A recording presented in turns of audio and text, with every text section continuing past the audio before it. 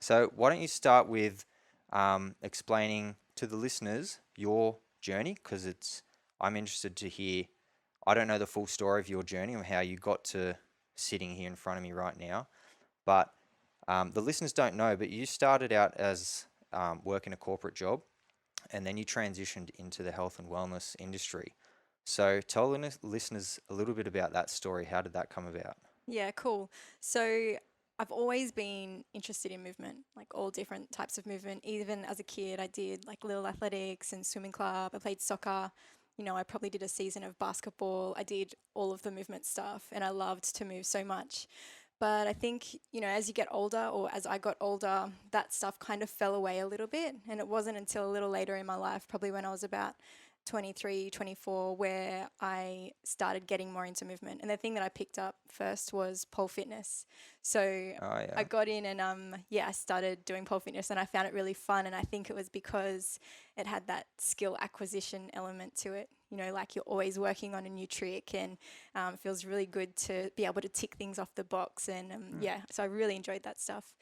And at the time, I was still doing like a little bit of normal gym stuff. I was, seeing a private trainer and stuff, and he was helping me to develop my overall fitness. But the difference between that sort of training and the pole fitness is we're missing that element of skill acquisition, which I think is so important now.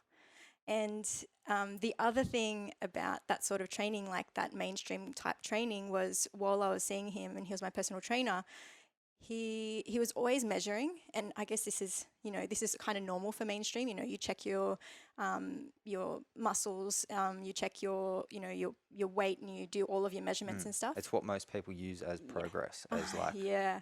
as like progressing or not progressing. Definitely. And I get that. And I think that there's definitely so many times where that's a good idea. But for me, when I look back now, like I really didn't need to lose any weight. And I didn't really want to put on any muscle either. Like I was kind of happy with the way that I looked. It was just, I needed something to grab onto, something that was like, yeah, I'm making progress, but I just don't think that the measurements were actually that healthy for me at the time. Um, I did drop away from pole fitness because my teacher at the time, I kind of outgrew her a little bit. So she didn't have so many things to show me anymore. And I felt a little bit lost. And it wasn't until I saw an event on Facebook, and it was actually Rod Cooper from the Movement Collective. Rod Cooper's actually my partner now. Yep. But yeah, this was a long time ago though, and I saw this event, and there were people doing handstands and stuff in it. I was like, wow, that looks so fun! Like, yeah, super keen to learn some handstands. So I sent him a message, and I was like, oh, you're doing classes, and at the time he was only doing one class, and it was on, I think it was one night a week. I think it was Friday nights, and I was like, I don't live in Newcastle, so I'm not going to be able to make that. That's all he started out in Newcastle. Yeah, well, One night a week. well, in Newcastle, actually, before he started doing any classes, he was only just doing privates. Yeah. And initially, he was just going to do privates. He wasn't going to do classes.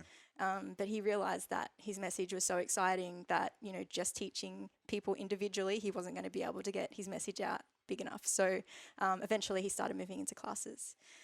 So a little bit down the track, he started to put on more classes, and he messaged me and said, "Hey, look, there's some more classes on, so you should get in." And I did. I jumped on board, and yeah, I started doing private classes with him, private lessons with him, which was amazing. Like the different skills that I could acquire was so exciting. Like I was doing hand balancing for the first time, and I was on the gymnastics rings and the bars doing acrobatics.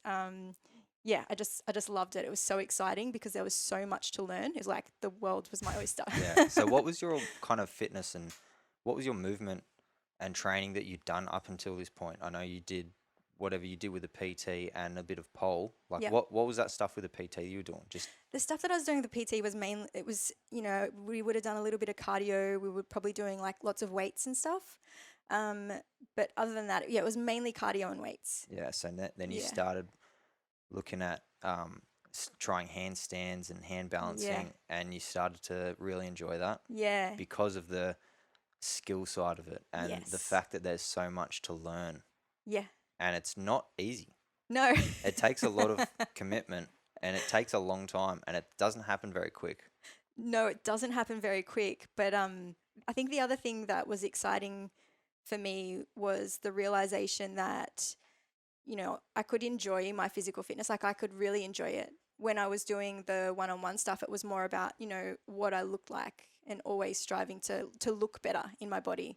But when I started shifting the focus from what I looked like to what it felt like, that was exciting. Like that fear of like, I remember when I was trying to do a muscle up, and this is going to sound really funny, but on the rings, I was actually afraid to try. But, there's no danger in trying to do a muscle up, but Yeah. because I wanted it so bad, so just trying to do one, every time I would get to the rings and I would hold on to them, and Rod would say, okay, you're going to get it this time. I'm like, oh, I don't want to let anyone down. Like, I don't want to let me down. I really want to get this.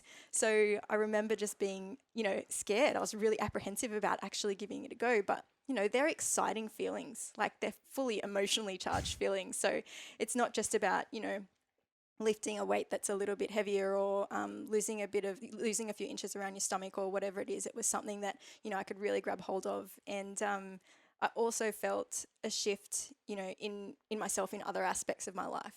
I started seeing, oh wow, I can do a muscle up, or I can do a handstand. Like, what else can I do that I doubted that I thought that I might not be able to do? So all of a sudden, I started looking around at other things outside of my life, and, what friendships I was in, and what career I was in, and all of this sort of stuff. And yeah, when I started making, like, asking myself those questions, that's when I started thinking, am I in the right career? Oh, yeah. Is this enough for me? Am I in the right career? Well, it's funny how a movement practice can make you feel empowerment. Mm, And then from that, you can then start to change other aspects of your life and your mindset around who you're hanging out with, what your kind of goals are. It's really cool how it all started with like a style of training yeah. that went from like aesthetics based, I guess, to then a performance Mm, goal, yeah. and how that kind of changed your belief in yourself and gave you that empowerment Yeah. to kind of, you can do these things that are amazing. Yeah. And then how that reflected on other parts of your life. That's really Definitely. cool. Yeah. So then you started to kind of change other things in your life, like your Yeah. career. Yes. So how long were you kind of doing this career up until this point that you were in? Well, for my whole life, I guess, as soon as I left high school, I jumped into, well, hospitality, and then, administration, all sorts of administration. So accounts, and, yeah, just kind of moving up the corporate ladder of that sort of thing. And, initially when I was asking myself, is this enough? I thought that maybe I could just work my way up the ladder of that industry. And I did. I jumped a few jobs up, I jumped into better companies, into better positions.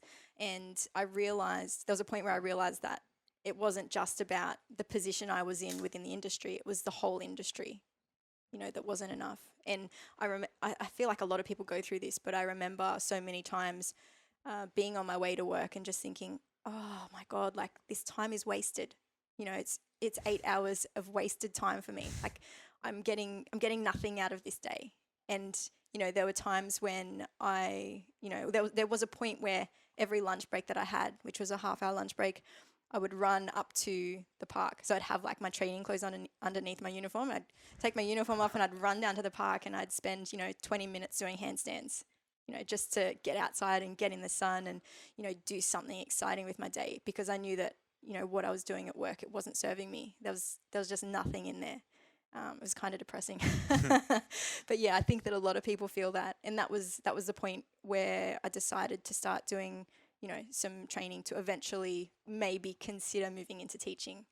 Yeah, cool. Yeah. I think you're right. A lot of people can probably relate to this. A lot of people work a job where they're maybe not so passionate about it, but they're comfortable. Mm, They might have been doing that for the last, 5, maybe 10 years.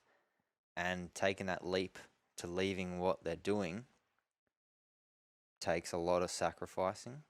And so that is a big commitment, and that can be a big sacrifice that may not even pay off. So I think a lot of people are feeling like they're stuck in what they're doing and they're not passionate and they don't really know what to do. yeah. Is there any advice you'd give to people who are in that situation? Yeah.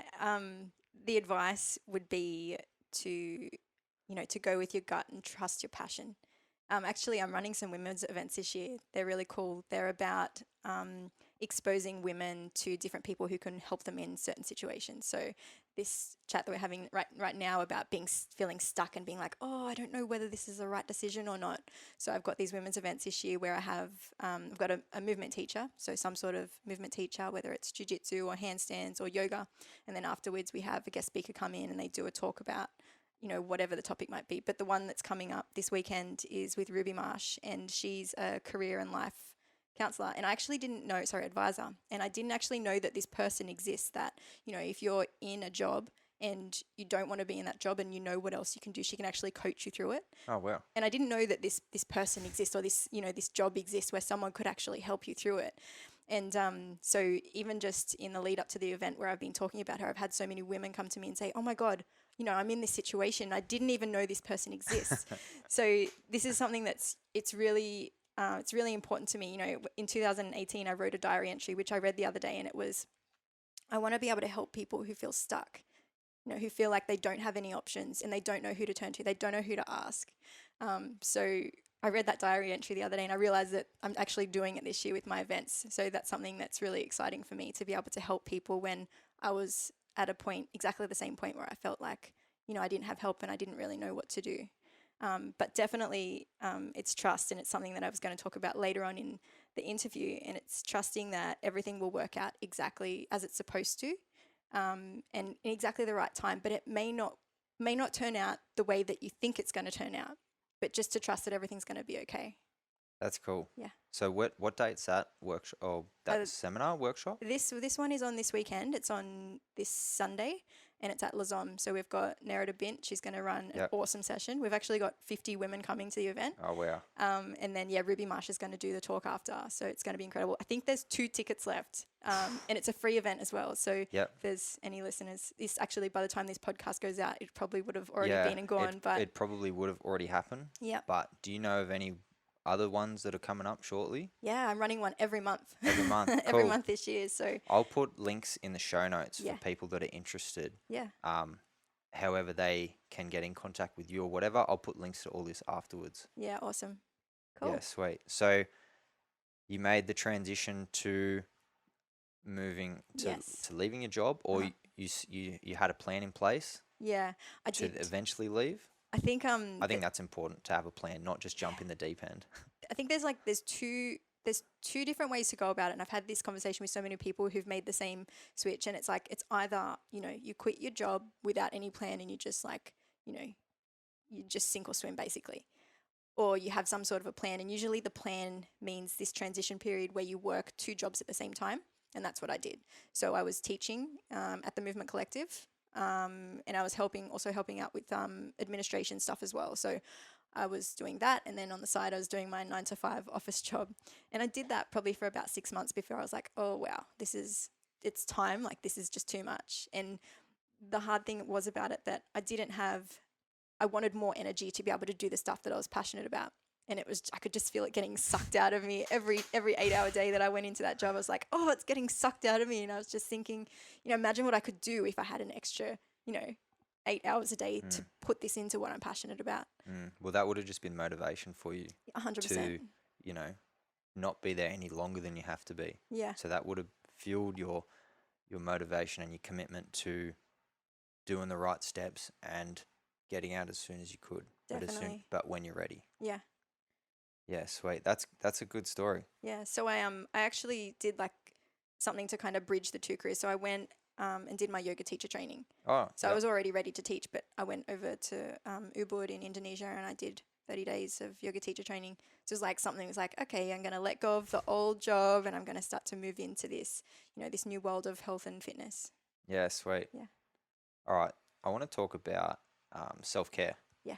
Why it's important and what you kind of do for self-care. Yeah, cool. I actually wrote a post about this today. So this is so funny. We're talking about self-care. So self-care, I think it's about the relationship that you have with yourself. And I think that the relationship with yourself is so important, because if you have a good relationship with yourself, it flows on to every other aspect of your life. whether it's relationship with your partner or, your career or how you train or anything that you do in your life, it has a flow and effect. The stuff that you say to yourself is the most important stuff because you're with yourself 24/7. Definitely. Yeah. So self-care, I've got heaps of stuff, and it's not the same every day as well. Yeah. I went through a phase where I meditated every day, but that's changed since. It's evolved. I want to say it's evolved. So I used to do 10 to 20 minutes of meditation a day, but I got to a point where I was kind of, I didn't feel it. Like, it didn't feel like it was the right way for me to meditate. Yeah. And since then I've actually changed it. So my meditation now I actually do in the car, which sounds really weird, but hold on a minute. No, we've actually spoken about that on this podcast. Oh, really? Before. That's so cool. Yeah, I've spoken about meditation nearly every episode, I think. But yeah. Yes. So you do it in the car? Yes. So I do it in the car. And it's because the car, I felt like that was the place where I felt the most stressed. And it was because I was all of a sudden by myself in this quiet car driving, and that's when the thoughts went a million miles an hour. I'd be thinking about, what I was going to do on the weekend, the next private and what I was going to teach, the next class, the next interview that I had, the next podcast, whatever it was. The thoughts would just come flooding in, and I'd be like grabbing onto them and entertaining every single one of them, going down every rabbit hole. And I realized that that was the most important time for me to not think and to not entertain. So whenever I drive anywhere, as soon as I get in the car now, I'm just like, switch off the monkey mind and it's just clear. So if something comes out, instead of grabbing hold of it and going down that rabbit hole, I just kind of let it go. Yeah, I don't need to think about that now. It's in the diary, it's in the schedule, it'll happen later.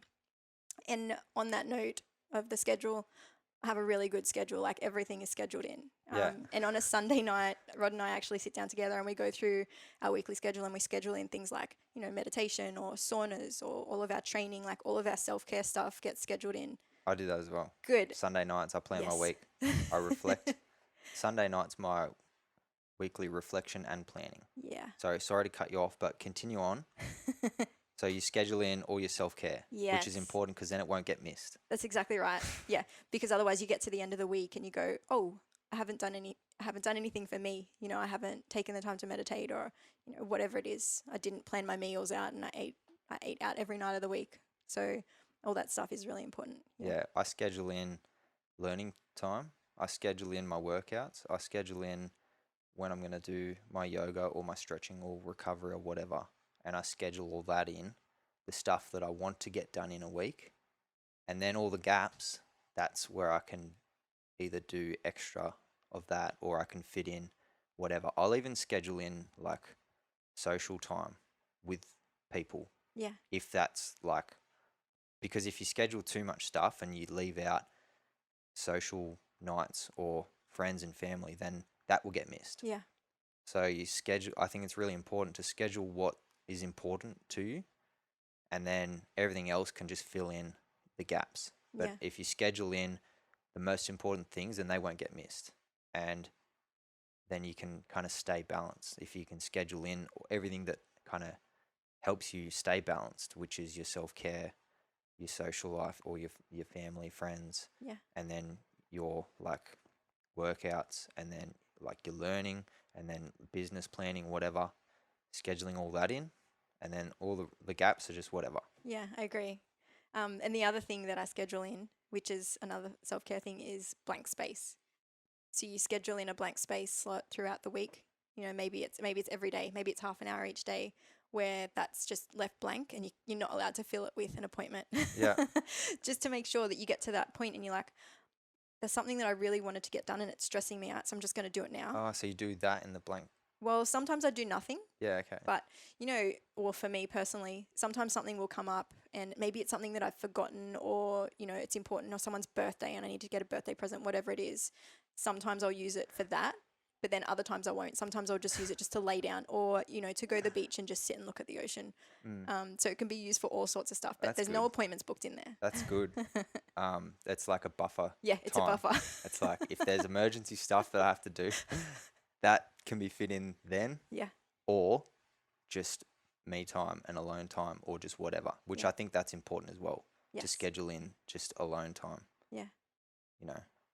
That's really cool. I want to ask you a question.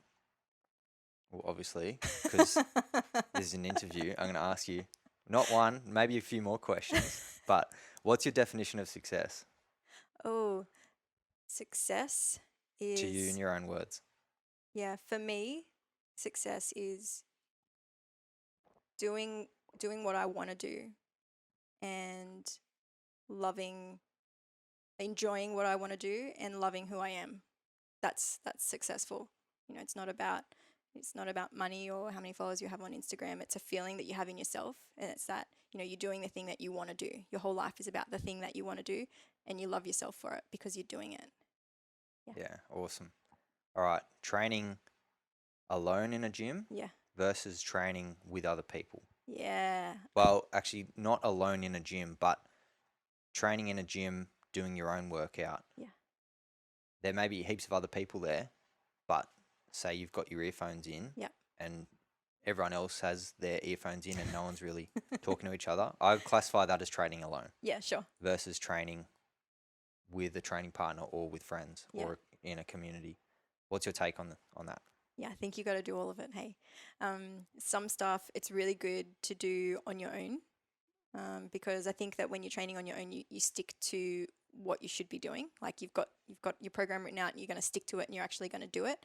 Whereas if you're training with other people, sometimes it's good for this as well. Sometimes it can get a little bit conversational and you won't maybe get through quite as much as what you intended to get through. But then it can work the other way as well. So if you have a really good training partner, they can spot you while while they have a break or whatever as well, and you can take turns, and then you're getting feedback from someone else. Yeah.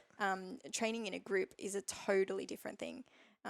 Something that I really, really enjoyed when I first started at TMC was training in a group because, well, I wasn't the best in the group. I was probably not the strongest person in the group. So having people who were stronger than me or who had, more skills than me or who had, more knowledge about movement or whatever it was like being able to see them made me realize what I could accomplish if I stuck my head down and did the work. So I think training in a group is really good. And I think the other thing about training with a group is, if you doubt yourself and you talk yourself down, that's really hard to do in a group because the right people are always going to be there to lift you up. I know at the Movement Collective in our classes, if someone tells me, oh my God, I just got that for the first time, I'll yell out to the class, hey guys, guess what? Blah, I just got this. And then there's a big round of applause and everyone's excited, or if they're embarrassed and they, didn't say anything, but I saw them, I will still yell it out. I'll be like, Yeah. hey everybody, guess what? And then they're like, oh God, they're so embarrassed. But it's good because, people get excited about your success and then, you can be proud of yourself. It's okay to be proud of yourself. Yeah, that's cool. We have a PB bell at Coalface. Yeah. That's kind of like if you get a PB, like a new lift or a movement or whatever, like first muscle up, you get to ring the PB bell. People, half people do, half people hate it and don't want to do it. I'll go and ring it for them. And there's no getting out of this. Yeah. Everyone's going to know you PB'd because I'm going to ring it or you're going to ring it. Yeah. Yeah, but that's cool. Yeah, you celebrate harder when you're with other people, I think. But, if you're on your own and you get a movement, you're like, oh, there's no one to see that. Better get the camera out and try to film it so I can show it to everyone. Yeah. Cool. I want to actually ask you about something that I saw in your story a couple days ago. It was a new app that you just downloaded. Yeah. Do you know the app I'm talking about? Yes. Can you tell the listeners about this? Yes, I can. So the app is called Be My Eyes, and I was so excited to get my first call the other day. I think I saw someone had it on Facebook or something and they said that they'd had their first call, and the app is for people who they can't see.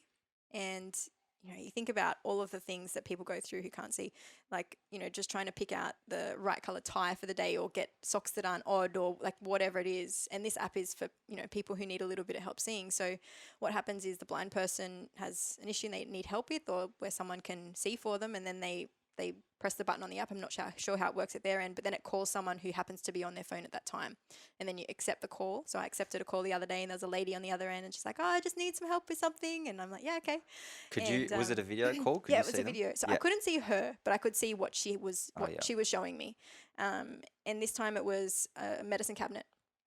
she's going through the medicine cabinet and she didn't know what the expiry date were on things. So, she wants to make sure that she's not taking medications that are expired. So, yeah, I just went through the medicine cabinet with her and we threw out a bunch of stuff. So, yeah, it was really cool. Like, I don't know, I really enjoyed it. It felt really good to be able to help someone. That's really cool. I didn't know an app like that existed. I don't think many people know, because that's the first phone call that I've got. I've probably had the app for 2 months. It's the first phone call that I've got. So, yeah, I'd love for more people to know about it. Yeah, so they what's can the just app download called? it. Be My Eyes, it's called. Yeah. Wow, it's crazy how technology allows this to exist. Yeah. That's crazy. Yeah. It's pretty cool though. It's like people are like, technology is supposed to help us, and in a lot of ways, people are kind of looking at it now like we're kind of using it to kind of in a negative way. A lot of people are like, oh, technology is like making us lazy and it's making everything's too convenient. We're like getting less fit. Like we can just call up Uber Eats and get food delivered to our door. We don't even have to leave. Stuff like that. But at the same time, technology allows things like this to happen, which is really cool. Yeah, it's not about the technology. It's definitely about how you use it. Yeah. I think people like to make excuses. Oh, I'm lazy because of technology. But no, they're just being lazy. Yeah. I mean, technology is there. Yeah. It's up to you how you kind of use it. Exactly. But yeah. Book recommendation. Yes. The book recommendation is The Four Agreements by Don Miguel Ruiz. The Four Agreements. The Four Agreements. Have you read that one? No, I haven't heard of it. Who is it by? Don Miguel Ruiz. Okay, I haven't heard of this author either. Yes, I hadn't heard of him before either until I read the book. And I'm not very good at reading books. Like, I enjoy reading them, but there's often a point in a book where I'm like, okay, I've lost interest now. Like, whether the story's going a weird way or they're going down a rabbit hole that I'm just not interested in. And I'll often get to like 2 chapters before finishing the end of a book and just stop reading it because I've just decided that it's not for me anymore. I can never do that, hey. Like if I start a book and I don't enjoy it, I'll still finish it. Nah, not just me. because I'll I put have it down. to finish it. It's a waste of my time. Yeah, no, well, that's fair enough, but it's not a very good habit to be in. But this book, I picked it up and I read it in like 2.5, 3 hours. I just sat there and just read the whole book. It's actually only a small book, so you can read it in just a few hours. But I loved it. It was excellent. And it's just, there's 4 agreements in the book. I'll tell you what the 4 agreements were in the book because I wrote them down. So the first one is be impeccable with your word. Okay, so if you make a promise to someone, you've got to keep it. Don't take anything personally. So anything that anyone says is not necessarily a reflection on you. It's more of a reflection on them. Don't make assumptions. This is a really big one. So no projecting. And that's something that I have done a lot of in my past, and it's something that I'm really trying to turn around. Not guessing what people are thinking or guessing what people are going to say or guessing how something's going to turn out. And the last one is always do your best. And they're really great agreements. And they just go through and they just talk about each one. And yeah, it's an awesome book. I read it so fast. And 2 people that I gave it to after I'd read it had said the same thing. They just read it like that. They said it was awesome. That's cool. Yep. So read the book. It only take you like 2.5 hours. Yeah, sweet. I'll put the name of the book in the in the show notes as well for anyone interested. Netflix. What have you watched recently that you like, or what are you watching at the moment? Yeah, I'm not watching anything at the moment, and I had to think about Netflix. I don't really watch a lot of Netflix, but what I would recommend people to watch would be The Last Airbender. Oh yeah, which is the Avatar. The Avatar. Yes. The Last Airbender. Is that on excellent. Netflix? I saw it on there the other day. Yeah, it's really good. It's awesome. That is actually a really good cartoon. Yeah, have you seen it? Not recently, but I remember watching it when I was younger. Yeah. I don't remember what age I was when I was watching it. I think I was like, I was not at the age of watching cartoons every afternoon, so I wasn't watching it every episode. Consistently, but I remember it was on TV and I would watch it occasionally. Yeah. I remember it being a good show. Look, I recommend watching it from start to finish. It's excellent. How many seasons are on it? Or on Netflix? Ooh. Like all of them are on there, but I don't know how many seasons there are. I can't remember. But the characters are just they're so awesome because they're so different. Yeah. Like there's this It's The anime for Yes, anyone it is who anime. hasn't seen it. Yeah, yeah, yeah. One of the guys in it, like he's just such a hot-headed. He's just always angry and always cranky at people and just blowing up all the time. And then his uncle is like this super soft old man, and he's like always giving these little anecdotes about trying to give advice about life and trying to just calm everything and just being super zen. But all the characters are so different, so it's really fun just to see them all interacting, and you start to pick up you see stuff in them and you're like, oh, I do that. You start questioning yourself. So Oh it's yeah, really, really cool show. nice. All right, let's move on to our final three questions. Yeah. So, I think I sent these to you. You might have had to think of these. Yes. Let's start with the first one. So, if you could place a billboard anywhere in the world, where would you put it, and what would it say or show? Yeah, cool. So this was the thing that I actually said earlier on in the podcast, and it was trust that everything will work out exactly as it's supposed to, not always the way that you think that it will or should. And I think that's so important. Yeah. So just trusting that It's just the trusting. path you're on is just That's the it. path, and And just trust you're gonna end up wherever you're gonna end up. so many conversations that I have with friends and family, they're just kind of like, I just don't know if this is what I'm supposed to be doing, or I don't know if I'm, deciding the right thing, making the right decision. Should I do this? Should I do that? And it's just, just trust your gut, and you're going to end up exactly where you're supposed to end up. Yeah, I Yeah. see a lot of people who are the same. Yeah. And you know what they're doing? Mm. They're worried Yeah. about the future. Yeah. Which means they're not living Yeah. in the present, which means they're not kind of enjoying the present because they're worried or they're stressed about what's going to come. Like, oh, am I doing this right? They're not enjoying Mm. where they are right now because they're worried about what's coming. Yeah. And that's they're going to constantly be stressed and worried, like, am I on the right path? And they're going to go on that path and they're going to be stressed the whole time. Yeah. They're not even Whereas- going to enjoy it. Yeah, they're not going to enjoy it. So that's a good I like that. Yeah, and I think I'd put it in the middle of a city somewhere where like heaps of people are going to see it. Yeah. Yeah. Any city in particular? No city in particular. Just It's any. like just any city where there's heaps of people walking past it all the time. Yeah. You probably there's lots of business people who are all in a hurry and they're Mm. rushing around and Yeah. and people. All right, next question. If you traveled back in time 10 years, what's one bit of advice you'd give yourself? What were you doing 10 years ago?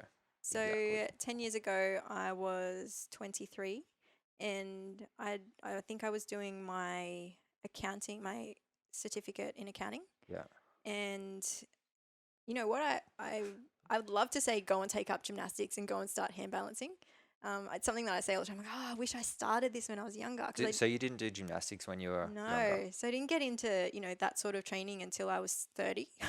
Yeah. So a few years ago.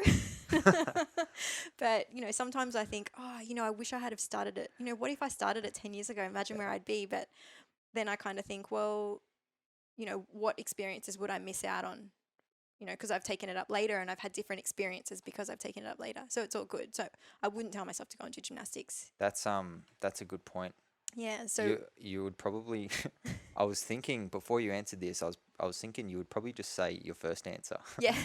And that's what you would tell yourself, just trust the process. Exactly. That's exactly what I'd say. It would be trust. Yeah. Because at that point in my life, I remember actually going to see a clairvoyant or a medium or someone because I felt so lost and I was not sure that what I was doing was the right thing. I was doing all of this study and I was, moving into administration and accounting, but something inside me felt like it's not right.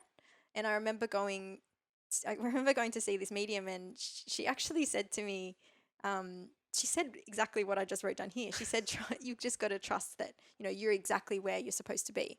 It was funny that when she said it, I took it the wrong way and I took it as, oh, I'm doing the thing that I'm supposed to be doing. Oh, So then I had more problems later on down the track where I was like, but she said that I was doing Yeah. the right thing. did she say anything that ended up becoming like true? That anything that stands out to you? She didn't really No? give me anything other than that. I Yeah, think okay. and I think that she probably could see that I was in a point in my life where I was really confused. So I really needed to hear that message of just trust that you're Yeah. doing the right thing. Yeah. It's funny that that's exactly what you needed to hear. Yeah. But you still took Yeah. it the wrong way anyway. Yeah, if I can take anything the wrong way, I probably will. It's funny actually because I ask every guest these questions, and reflecting on like hearing what a lot of people would say to themselves 10 years ago, Yeah. and what I think about what I would tell myself 10 years ago. I don't regret anything that I've done. Mm-hmm. And so n- there's no like there's no way I would say to myself to change anything that I would do, Mm-hmm. because everything you've done in your past has shaped who you are now. Yeah. And if you do change that, like you said, if you started gymnastics earlier, then you wouldn't have learnt so much stuff that you've learnt in the last 10 years. Mm. So I think people that regret things that have happened in the past shouldn't, and just kind of accept that that's kind of shaped to like them into who they are, Yeah. and doesn't really matter what you've done. What really matters is what you do now Yeah. and the direction that you go now. I Mm. mean, it's funny because the podcast is called The High Performance Path. Yeah. The reason I called it that is because everyone's on a path. Everyone's on a different path, and the path that I'm on and that I'm kind of constructing, I guess you could say, is I want to live a high performance life, and that's different for everyone. Mm. Depending on what you value as a person is going to depend on what means a high performance life. So things that you like, I value friends, family, human performance, like memory, cognition, learning, and like all those kind of things. So for me, living a high performance life means maximizing those things that give me value. Mm. And that's going to be different for everyone. Yeah. But that's my path that I'm kind of on. And whatever happens on that path is like it doesn't matter. Yeah. Like if you fail, then you just learn from it, and that's just part of the path that you're on. And everyone is on a different path and a different journey in life. And yeah, so that's kind of why this podcast is called that, Yeah. because I'm kind of sharing my path and because I've started this now, I get to interview people and ask them about their past Yeah. and things that they've learnt and things that they've kind of experienced, and they're like things that they've failed and learnt from, and share that with people so that kind of people can take things from that and then just apply that to their own life so they can kind of construct their path and Yeah. just go whatever way they want. Yeah. That's cool. Yeah, so that was a bit of a tangent, No, which I it's like really to cool. go off on tangents. That was the second question. So let's move to the third question. Yeah. If you could give someone a habit to practice for 30 days, what would it be? The habit would be to schedule in self care on a Sunday night, and then obviously you have to do the self care. So it's take the time to schedule it in and then just do it. Yeah, cool. Yeah. Before we wrap it up, I want to talk a little bit about that because I think that's really important. Yeah. So, what's your kind of scheduling look like? You do it with your partner Rod Yep. on a Sunday night, Yeah. and you do it. How long does it take you? Like half an hour? Yeah, probably about half an hour, depending on what we have coming up as well. Yeah. So, Um, what does that kind of half an hour look like for you? Yeah, so it's sitting down, scheduling in all of our private sessions, scheduling in all of the classes that we need to teach, checking to see what needs to be covered, if we need to cover any of the classes that any of the teachers can't make, scheduling all of my online clients in, and then scheduling in time together. Yeah. So we always schedule, that always goes in there somewhere, scheduling all the meetings in. And then obviously all of the self-care goes in as well. So Yeah. I'll have a bit blocked out for all of my training will go in there. My meditation will go in there. My breath work, all of that stuff will go in. Yeah, so just getting it all in there, and also we do it together so that we can see when we have time together where we can be together and not obviously some of it is going to be about business stuff, but then other stuff is just time together. That's really important. And then obviously you need to schedule in the social stuff, or we're going to have dinner with who we're going to have dinner with this week on a Wednesday night or whatever. So all of that stuff goes in, and it takes about half an hour. And then some stuff needs to be moved to the following week. Something's come up and we're like, that's not going to fit there now, so let's move that to the next week. Yeah. And That's good. I think that's something that's really important. Once you've done the schedule, if something pops up and it's going to take a couple of hours to do, we don't always say yes. on that week. You know, someone says, "Oh, can we do this?" No, we can't do it this week. Actually, there's not enough room. Let's do it next week. Yeah, I think that's important because you've Yes. scheduled the week. You know Yeah. if you can fit something else in or not. Yeah. And because some people might just think, oh, yeah, let's do it. And Yeah. then they'll realize, fuck, I've got Yeah. so much stuff on Friday or on this weekend or whatever. Yeah. I shouldn't have committed to all this stuff Yeah. because then they've got to backtrack they've committed to something Yeah. and then they have to cancel, Definitely. which I like. That's one of the four. What was it? One of the things from that book? The 4 agreements. Yeah, that's one of the 4 Yeah. agreements. Yes. When you say you're going to do something with Yeah. someone, you do it. Yeah. Be And impeccable with your word. scheduling everything lets you know if you can commit to them or not. That's right. Because that's something I try to never do as well. I don't like cancelling on people. If I say I'm going to do something or be somewhere, I'm going to do it. Yeah. So making sure that you can fit that in is, yeah, I mean, you have to schedule Definitely. to do that. So that's good. All right. So if people want to find out more about you, I know you're pretty active on social media. Where can people find you? Website, social media, or any workshops you got coming up? Yep, cool. So my workshop specifically, if you head over to www.movelaughlive.com, that will be all of my workshops and events. With the Movement Collective, you can head over to www.themovementcollective.net. Also, you can find me on social media, Jeni Moves, JeniMoves. Cool. Cool. And your workshops, you said you're doing every month. Yeah, I've got heaps of different types of workshops, but the exuberant women stuff, which is the women's workshops, there's one every month, and they're all on my website. So there's a couple up at the moment, but I'll always have a few up. But yeah, Cool. I've got handstand workshops, exuberant women workshops, all the fun stuff. All right, go check them out, guys. And that's all we have time for. So thanks heaps for coming on the show. It's been awesome. Yeah, thanks for having me.